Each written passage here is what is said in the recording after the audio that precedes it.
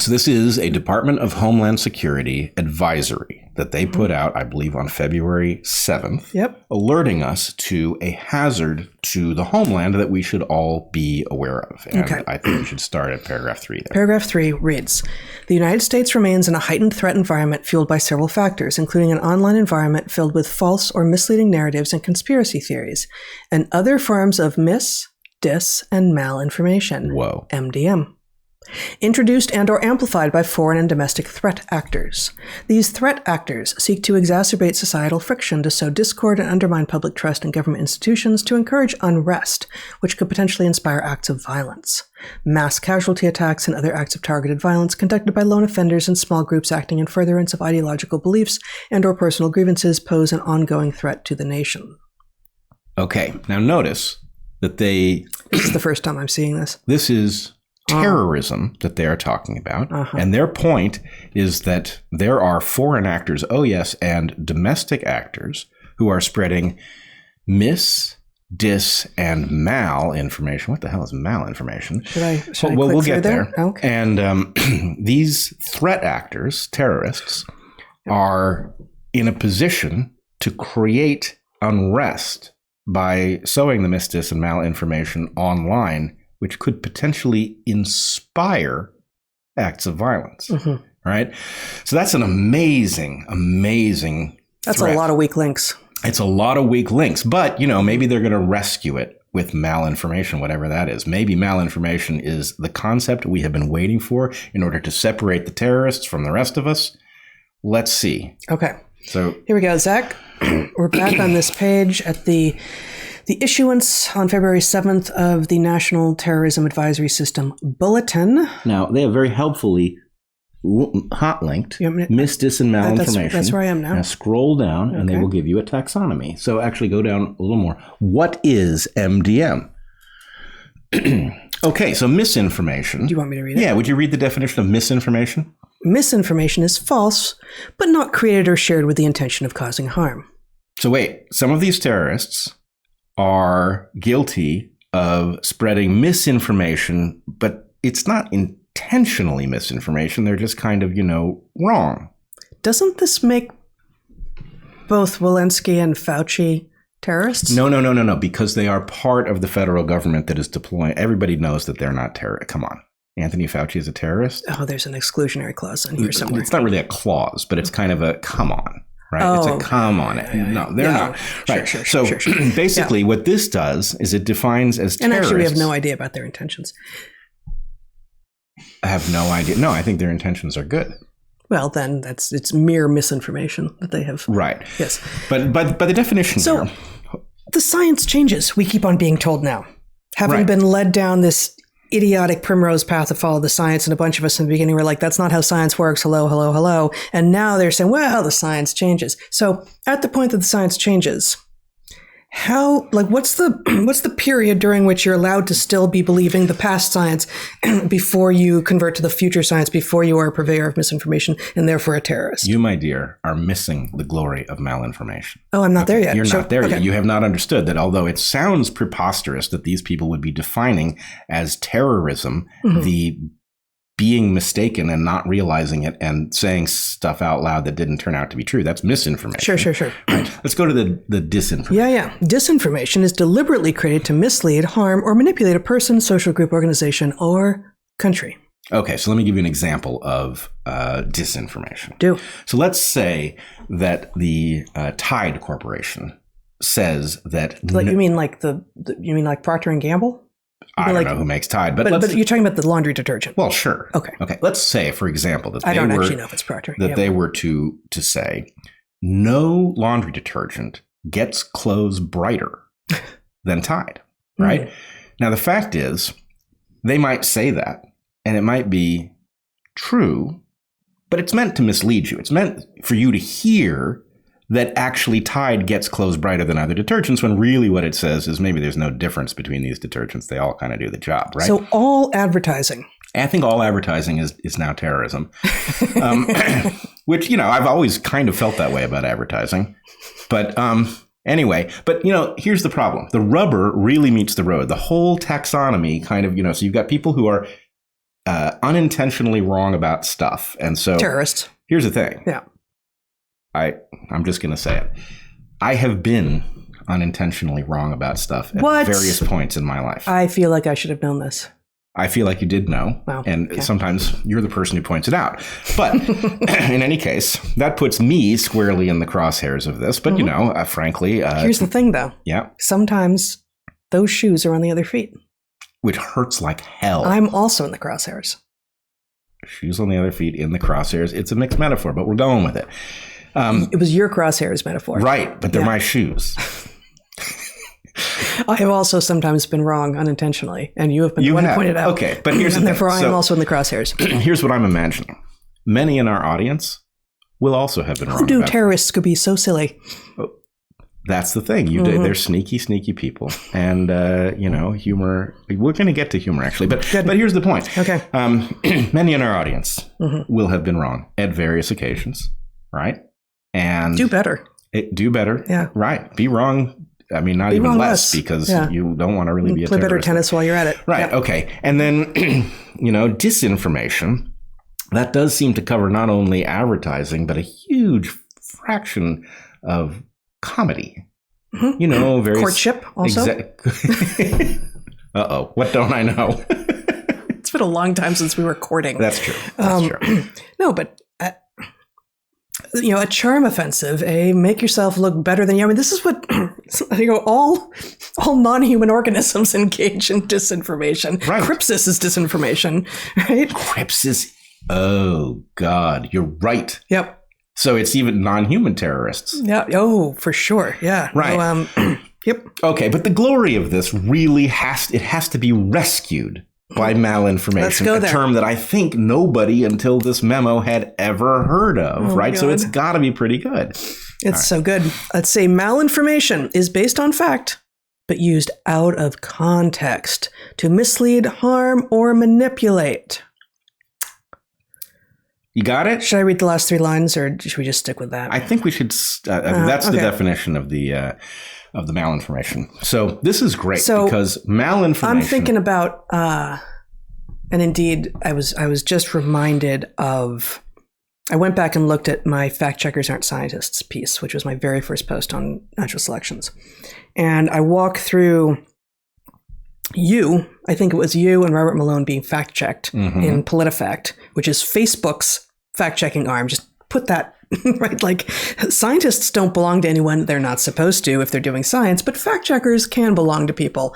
Okay. PolitiFact fact-checked you, and I believe it was this claim that got a pants on fire rating, that the spike protein is toxic or cytotoxic.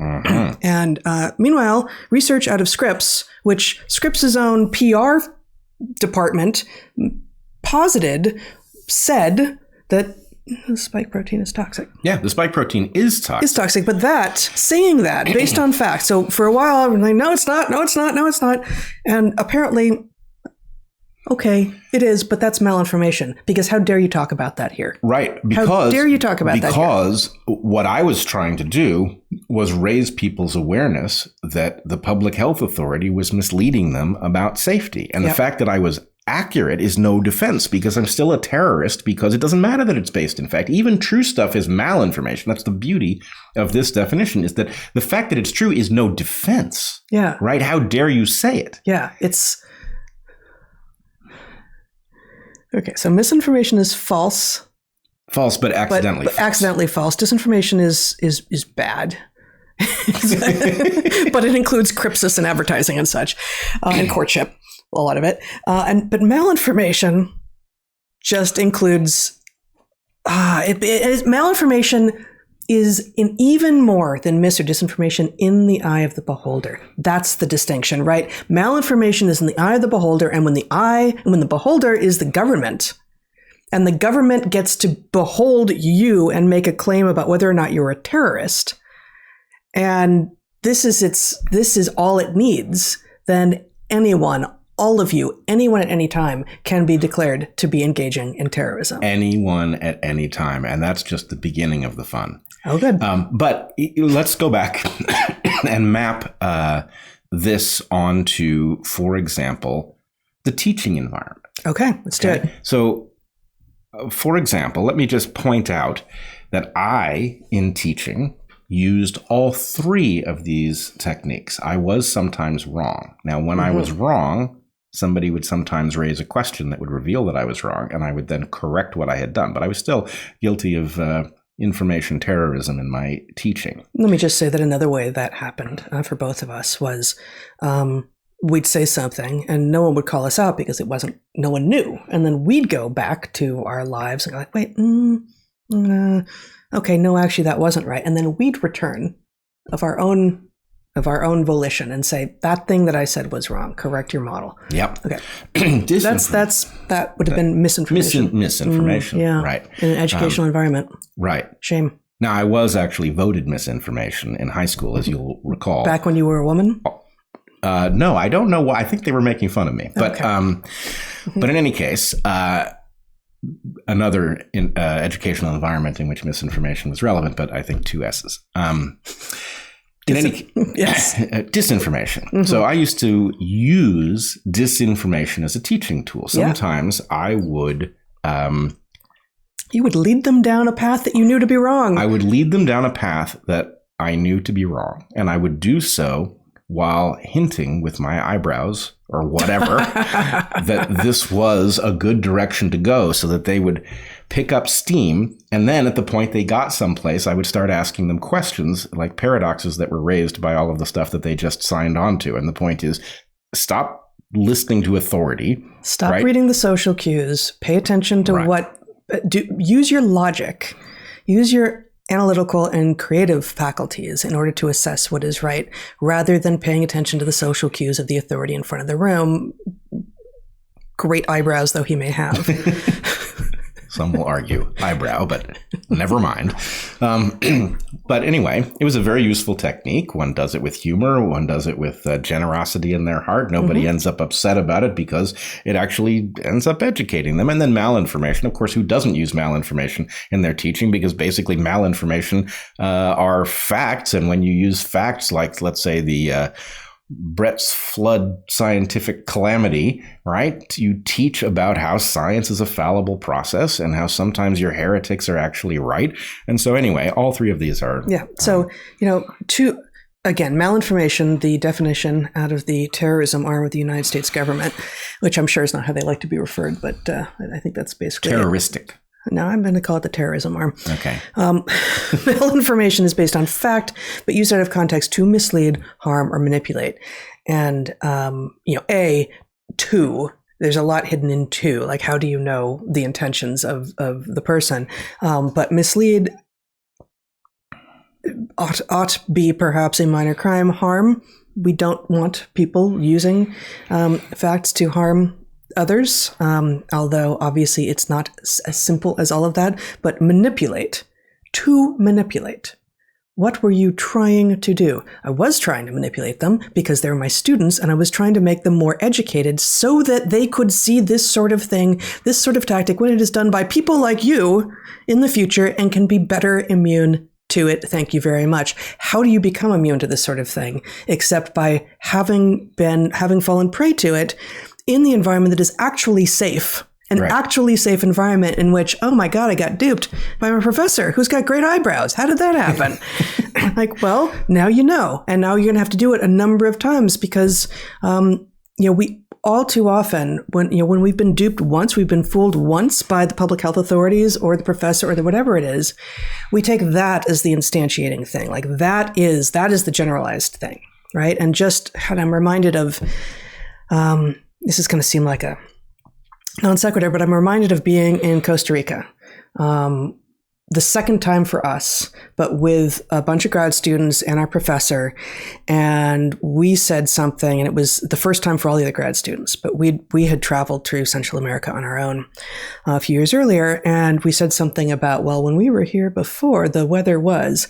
And Professor Vandermeer, who we were there with, said, yeah, the first time you come to a place in the tropics, that's the weather system that you think holds. He said, That year is normal. Every year thereafter is not. Exactly. Yeah. That's the thing that you then imagine is normal, and there is not a normal year afterwards. And you're always trying to track what happened.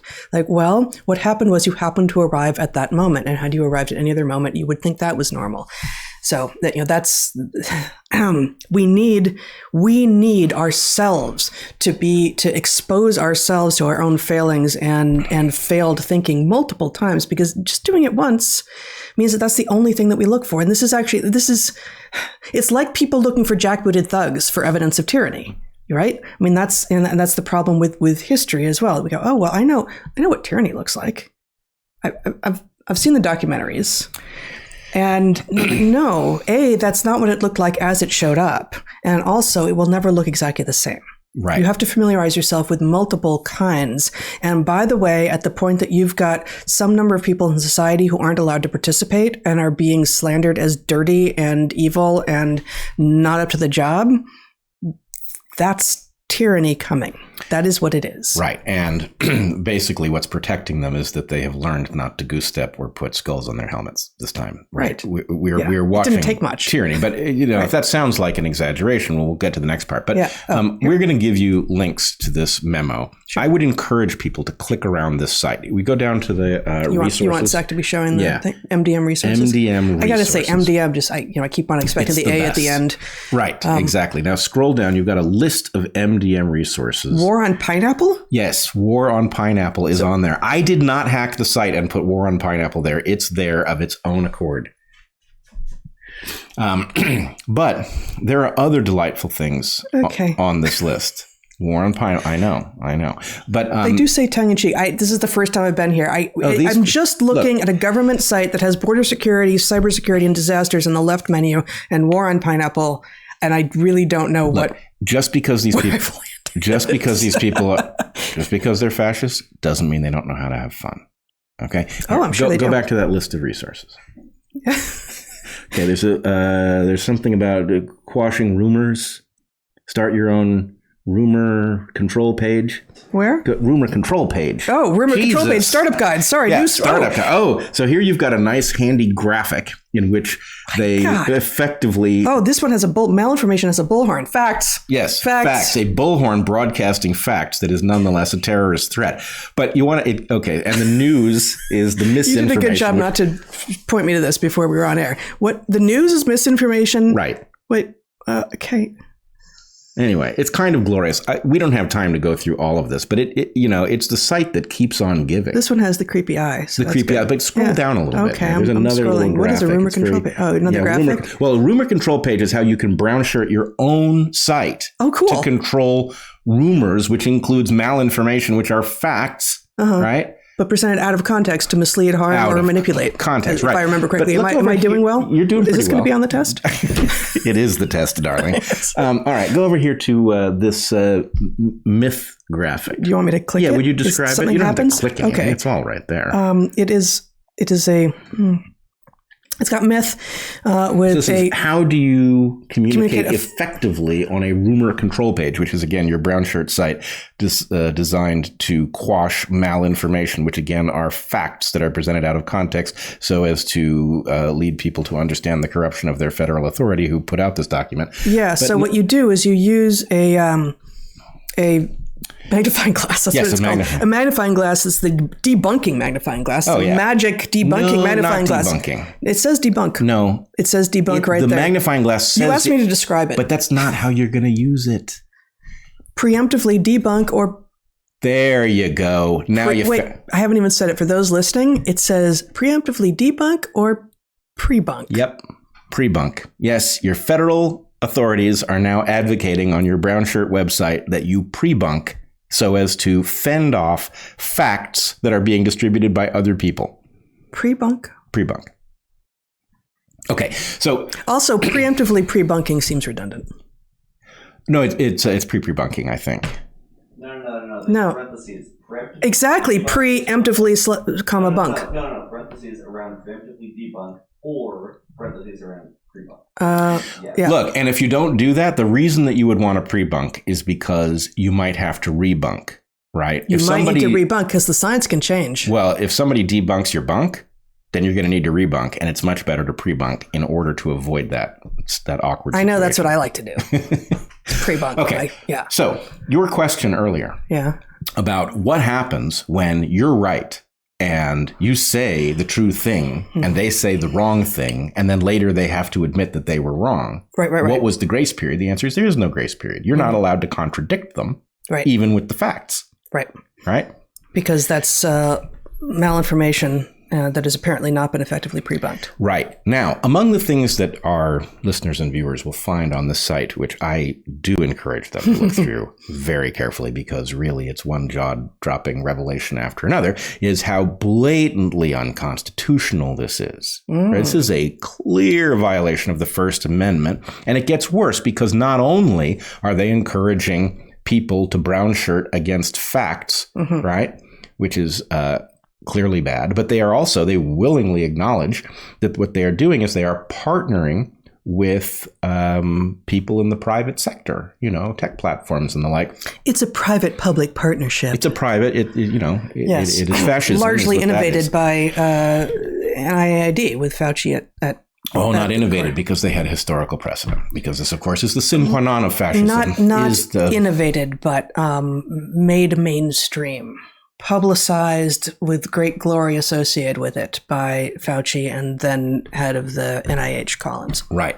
Now, all of this glorious fascism has a beautiful cherry on top. Does it? Which we are not going to show. Do we like fascistic cherries or do we not? Well, we like that they are revealing themselves. And while they are not going to goose step or put skulls on their hats, they have published a couple of graphic novels about these terrorist misinformers or malinformers. A cherry with a Nazi hat on now. I think that's perfect. It's probably coming. I don't know. But anyway, do check out their graphic novels. There's a graphic novel. I've only looked at one of them. This graphic novel is about, I think it's about 5G conspiracy theorists. But the hero... You want me to go back through? Here's scroll down to the resources. Wait, here? This or not? Yeah. Real fake graphic novel? Yeah. What does that mean? Real? Oh, Real Fake is their first graphic novel. The other graphic novel, though, is Bug Bites? Yeah, Bug Bites, exactly. Do you want actually, you can show the... So this, again, is MDM, not MDMA, Resources, in case you were wondering. Yes. I'm not feeling warm or fuzzy at all. Well, show it. Bug Bites. Okay, so here is... Bug Bites with a Y, but Bites, B-Y-T-E-S. Yeah, just scroll through a little bit. Disclaimer. Yeah, so this is a graphic novel. Now, this attractive white woman, her father works for a communications company and was viciously attacked by terrorists, and she... Terrorists engaging in malinformation, was it? Well, I don't know. It's somehow being distributed by the people who are exercised about malinformation. But if you keep scrolling down, you will see her as the hero of this story. See, she puts on her mask here. Where? Bottom of the page there. Oh, see? good. Yeah. Right. And then anyway. Outside, look at her walking alone outside with her mask on. Right. I know. And anyway, there's a marvelous trailer for this on YouTube, which you can click to. We're not going to do it here. But anyway. Yeah, this is hard to parse in real time. But those do look like terrorists. Yeah, they really do. I mean, they are. They blew shit up. But but the point is. That's the thing. That's what it leads to. That's like when you hear terrorist, you think people looking like that doing those sorts of things. And that, just as I want to talk about before we're done here today, the image of what the working class are is, it's factory workers. And our pat little images of who belongs to particular categories is helping us be controlled, and is going to help. If that's what we all have in our mind. Oh, you're no longer showing the screen. But if bottle rocket hurling, what are those called? Balaclava. No. Balaclava wearing. No. The explosive. I don't know what explosive. It's Molotov cocktail. Sorry. Thank you. Yes. So Molotov cocktail throwing terrorists is what we all have in our heads about what terrorists look like. And then everyone has just gotten slotted into, at any moment that we want to, we call you a terrorist.